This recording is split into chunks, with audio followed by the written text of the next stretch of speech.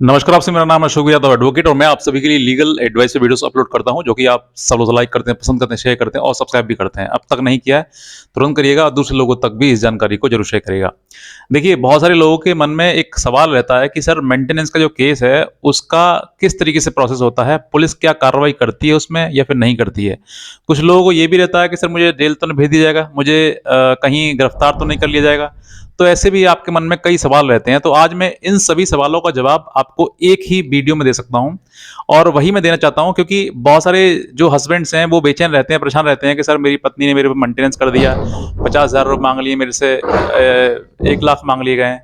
इस तरह की चीज़ें जो है वो सामने आती हैं, तो बहुत लोग जो है वो परेशान हो जाते हैं। तो आज मैं आपको उस परेशानी का हल इस वीडियो में बता दूंगा।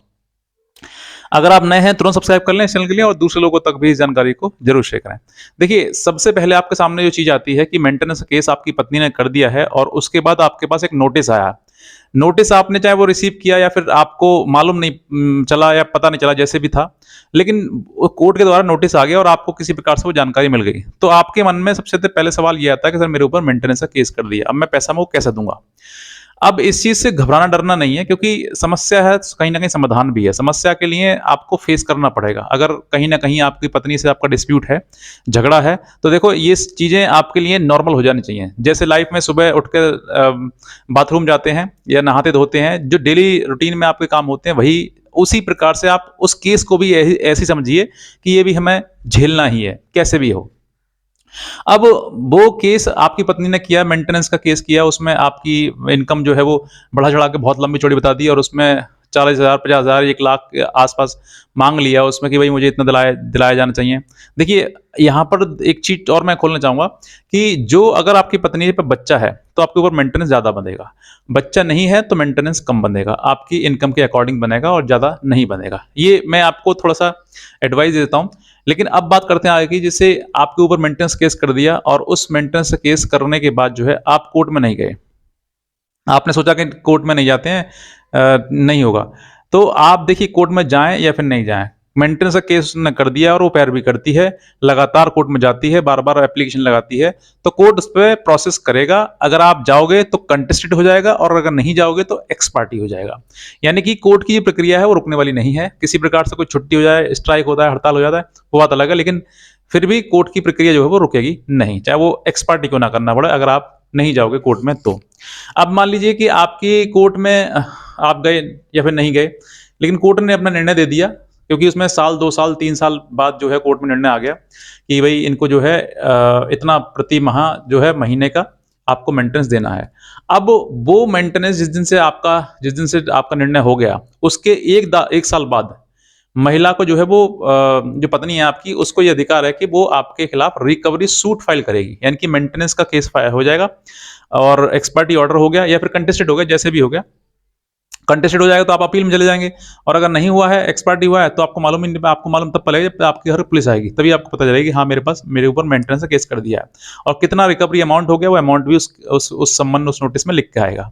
अब वहाँ पर जो है जैसे ही वो एक्सपर्टी प्रोसीड हो गया, मतलब एक्सपर्टी हो गया है और पूरा जजमेंट हो गया है, अब प्रति माह महीने का जो भी है, वो आपको देना है। तो उस हिसाब से जिस तारीख को जजमेंट हुआ है, उससे 1 साल बाद रिकवरी का जो फाइलिंग है वो होगी और 1 साल बाद जो होगी उसका जो भी अमाउंट बनेगा उस टाइम पर नोटिस या सम्मन जो भी आपको आएगा, उसमें लिख कर आएगा कि आपको इतना अमाउंट की रिकवरी है।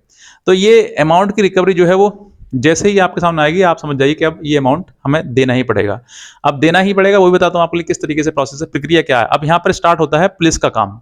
जैसे ही कोर्ट जो है नोटिस इश्यू करती है, आपके खिलाफ सम्मन इश्यू करती है, आप नहीं पहुँचते, फिर भी नहीं जाते हैं, तो फिर कोर्ट जो है वो उसके पास राइट है कि वो कोर्ट जो है आपके खिलाफ एनवीडब्ल्यू स्टार्ट करेगी। एनवीडब्ल्यू मतलब नॉन बेलेबल वारंट। वैसे ही फिर उसके बाद रिकवरी स्टार्ट करेगी। रिकवरी आपका आप नहीं जाओगे, कई बार करेगी पुलिस को, एसएचओ को लेटर जाएगा, नहीं आओगे तो एसएसपी को लेटर जाएगा और फिर भी नहीं आएगा तो डीएम को लेटर जाएगा। कई लोगों को डीएम मतलब लेटर जो है वो जाता है, नहीं आता है, आप घर खाली करते हैं, आप वहाँ से गायब हो जाते हैं, छूट जाते हैं, मतलब पता चलाते हैं कि भाई पता है। तो ये प्रक्रिया चलती है। उसके बाद जब लास्ट में अगर आपके नाम पर प्रॉपर्टी है तो अटैचमेंट ऑफ प्रॉपर्टी का एक नोटिस जो वो इश्यू होता है कि इनकी प्रॉपर्टी अटैच करके इनको मेंटेनेंस दिलाया जाए। ये लंबी प्रक्रिया है, मतलब मैं आपको शॉर्ट में बता दे रहा हूँ, लेकिन इसमें समय बहुत लग जाता है। आप उम्मीद भी नहीं कर सकते इतना समय लग जाता है। तो आप उस चीज़ के लिए मतलब टेंशन ना लें कि मैं आपको बता रहा हूँ, लेकिन मैं आपको हर चीज़ से वो रूबरू करा रहा हूँ ताकि आपको इस चीज़ की जानकारी हो, आपको पता लगे कि अगला स्टेप क्या होगा। अब उसके बाद अगर मान लीजिए कि आपका आपके अलावा कोई और उस कोर्ट ने जो है आपके खिलाफ अटैचमेंट ऑफ प्रॉपर्टी मतलब प्रॉपर्टी को क्लक करने के लिए आपको नोटिस दे दिया है। तो अब जो है आप कहीं पर ही कोर्ट में मिलते हैं या पत्नी को मालूम है कि वो उस केस में आता है, तो वो हो सकता है कि आपकी पत्नी उस केस में उस जगह से आपको गिरफ्तार करा दे, क्योंकि आपको वो बताएगी हाँ इस तारीख में आएंगे, तो पुलिस पहले से एडवांस रहेगी, क्योंकि पुलिस पे भी प्रेशर रहता है भाई कि उसको देना है एनी हाउ। तो उस टाइम पर जो है आपके लिए वहां से कोर्ट में भी से भी अरेस्ट करा सकती है, कोर्ट से मतलब बाहर कोर्ट के जैसे दिखेगा हाँ ये है, वो पहचान बता देगी ये पति है मेरा, इसको गिरफ्तार कर लो, तो वहां से गिरफ्तार किया जा सकता है आपके लिए। तो ये सब चीजें हैं, आपको समझना है कि अब कोर्ट की प्रक्रिया, ये पुलिस की प्रक्रिया होगी, मतलब अरेस्ट करना है और कोर्ट में आपको भेजना है। अब अगर आप जेल जाने के तैयार हैं तो आप इतनी प्रोसेस से मतलब जूझें। जेल जाने के तैयार नहीं है तो कोई बात नहीं है, आपको आप कोर्ट में अपीयर हो और अपीयर होने के बाद अपना जवाब वगैरह दाखिल करें, और या फिर अगर आप नहीं, आपको पता है कि मेरे पास एक्सपर्टी ऑर्डर हो गया, तो आप सीधे हाई कोर्ट में इसकी अपील कर दीजिए। हाई कोर्ट आपको सुनेगा, आपको हो सकता है कि आपको मतलब शून्य कर दे, खत्म कर दे ये अमाउंट जो है, या फिर कुछ देने को कह दे, आपके कुछ भी ऑर्डर हाई कोर्ट के द्वारा किया जा सकता है, तो आपकी वो गिरफ्तारी वो खत्म हो जाएगी। फिर आपको गिरफ्तारी से कोई डर आपको नहीं रहेगा। तो ये एक प्रोसेस थी जो पुलिस की प्रक्रिया थी, यहाँ तक पुलिस की प्रक्रिया।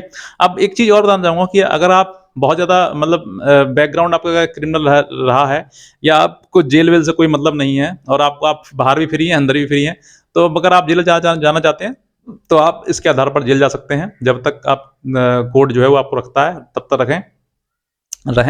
और आप ये सोचें कि भाई मेरा कोर्ट जाने के, क्योंकि कुछ लोग ये भी है कि जेल चले जाओ तो वो जितना भी अमाउंट हो वो माफ़ हो जाता है।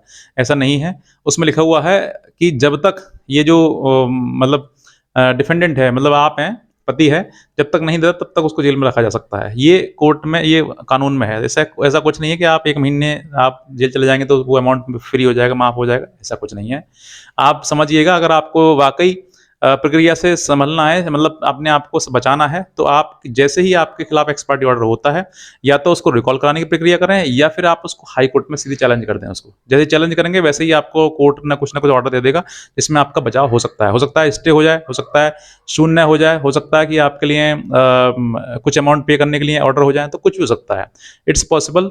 और ये हाई कोर्ट का जो ऑर्डर होगा उसी पर बेस्ड हो सकता है। तो मैं एक आपको एक प्रक्रिया बताई, आई होप सो कि आपको सही लगा हो। अगर आप नए हैं तुरंत सब्सक्राइब कर लें और दूसरे लोगों तक जरूर इस जानकारी को शेयर करें। आज का वीडियो देखने बहुत धन्यवाद।